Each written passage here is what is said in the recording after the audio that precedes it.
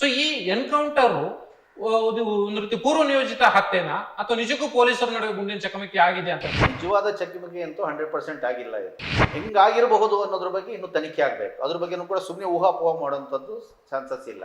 ಆದ್ರೆ ಈಗ ಸ್ಥಳೀಯರನ್ನು ವಿಚಾರಿಸೋದು ನೋಡಿದ್ರೆ 3 ದಿನದ ಮುಂಚೆ ಊರಲ್ಲಿ ಇರ್ತಕ್ಕಂಥವ್ರು ಎಲ್ಲರನ್ನೂ ಕೂಡ ಖಾಲಿ ಮಾಡಿಸಿದ್ರು ಅಂತ ಹೇಳ್ತಾರೆ. ಈಗ ಜನರನ್ನು ಖಾಲಿ ಮಾಡಿಸಿದ್ದಾರೆ ಅಂತಂದ್ರೆ ಅಲ್ಲಿ ಇವರು ಏನೋ ಷಡ್ಯಂತ್ರ ರಚನೆ ಮಾಡಿದ್ದಾರೆ, ಏನೋ ಬಲೆ ಬೀಸಿದ್ದಾರೆ ಅಂತಾನೆ ಅರ್ಥ. ನೂರ್ಸಿದರ್ ಹೇಳ್ದಂಗೆ ಮೊದಲೇ ಪಿಕಪ್ ಮಾಡಿ ಅವ್ರನ್ನ ಟಾರ್ಚರ್ ಮಾಡಿ ಕೊಂದು ಆಮೇಲೆ ಅಲ್ಲಿ ತಗೊಂಡೋಗಿಟ್ಟು ಡಮ್ ಅಂತ ಒಂದು 5-6 ಸುತ್ತು ಗುಂಡು ಹಾರಿಸಿರುವ ಸಾಧ್ಯತೆ ಕೂಡ ಸಾಧ್ಯ ಇದೆ. ಒಂದ್ ಕಡೆನಲ್ಲಿ ಸೋಮವಾರ ರಾತ್ರಿ ಎನ್ಕೌಂಟರ್ ಆಗುತ್ತೆ ಅಂತ ಹೇಳ್ತಾರೆ. ಆದ್ರೆ ಅಲ್ಲಿಯ ಸ್ಥಳೀಯ ಜನರನ್ನ ವಿಚಾರಿಸಿದ್ರೆ ಮಂಗಳವಾರ ಬೆಳಗ್ಗೆ 9 ಗಂಟೆಯಿಂದ ಗುಂಡಿನ ಸದ್ದು ಕೇಳಿ ಬಂತು, ಒಂದು 6 ಬಾರಿ ಗುಂಡಿನ ಸದ್ದು ಕೇಳಿ ಬಂದಿದೆ ಅಂತ ಹೇಳಿ.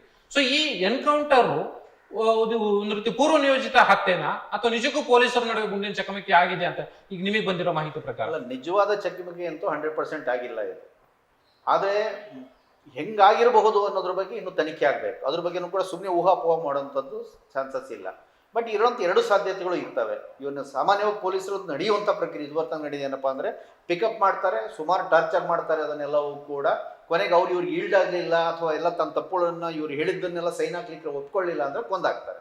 ಆಮೇಲೆ ಅದನ್ನ ಎನ್ಕೌಂಟರ್ ಅಂತ ಕತೆ ಕಟ್ತಾರೆ, ಅದು ಚಾನ್ಸಸ್ ಇದೆ. ಅಥವಾ ಬೇಟೆ ಟೈಪ್ ಕಾಯ್ತಾರೆ, ಇಲ್ಲಿಗೆ ಬರ್ತಾರೆ, ಊಟಕ್ಕೆ ಬರ್ತಾರೆ, ಇನ್ಯಾರು ಭೇಟಿ ಮಾಡಕ್ಕೆ ಬರ್ತಾರೆ ಅಂತ ಗೊತ್ತಾದ್ರೆ ಕಾದು ಬಂದ ತಕ್ಷಣ ಫೈರಿಂಗ್ ಮಾಡಿ ಹೊಡೆದಾಕ್ತಾರೆ.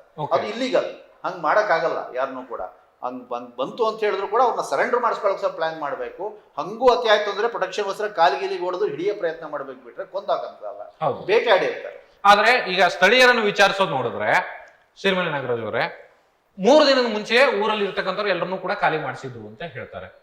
ಸೊ ಈಗ ಊರಲ್ಲಿ ಯಾರು ಜನರೇ ಇಲ್ಲ ಅಂತ ಒಂದೊಂದು ಸಂದರ್ಭದಲ್ಲಿ ನಕ್ಸಲ್ ಮೂವ್ಮೆಂಟ್ ಅಲ್ಲಿ ಇದ್ದಂಥವ್ರು ಇರೋರು ಒಂದು 4 ಜನನೋ 6 ಜನನೋ ಇದ್ರು ಅಂತ ಅನ್ಕೊಂಡ್ರು ಕೂಡ ಅವರಲ್ಲಿ ಬರ್ಲಿಕ್ಕೆ ಸಾಧ್ಯತೆ ಇದೆಯಾ? ಜನರೇ ಇಲ್ಲದೆ ಇರೋಂಥ ಪ್ಲೇಸಿಗೆ ಅಲ್ಲಿ ಊರನ್ನ ಖಾಲಿ ಮಾಡಿಸಿದ್ದಾರೆ ಅಥವಾ ಅಲ್ಲಿ ಪೊಲೀಸರೆಲ್ಲ ಮೊಕ್ಕಾಂ ಹೂಡಿದ್ದಾರೆ ಅಂದ್ರೆ ಅಂತ ಪ್ಲೇಸಿಗೆ ಬರೋಕ್ ಸಾಧ್ಯ ಇದೆಯಾ ಅವರಾಗಿನೇ?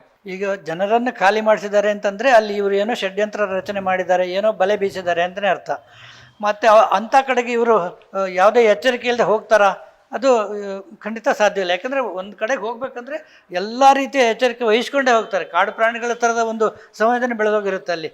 ಕಾಡು ಪ್ರಾಣಿ ಒಂದು ನೀರು ಕುಡಿಯೋ ಹೋಗ್ಬೇಕಂದ್ರೆ ಸುತ್ತಮುತ್ತಲ ಪರಿಸರ ನೋಡ್ಕೊಂಡು ಪರಿಶೀಲನೆ ಮಾಡ್ದಂಗೆ ಇವರು ಅಷ್ಟು ಪರಿಶೀಲನೆ ಮಾಡ್ಕೊಂಡು ಹೋಗ್ತಾರೆ. ಹಾಗಿದ್ದಾಗ ಅಲ್ಲಿ ಇವರಾಗಿ ಹೋಗಿ ಟ್ರಾಫಿಕ್ಗೆ ಸುಮ್ಮನೆ ಬಿದ್ದಿರ್ತಾರೆ ಅನ್ನೋ ಅದು ಹಂಗೆ ಸಾಧ್ಯತೆ ಕಾಣಿಸ್ತಾ ಇಲ್ಲ.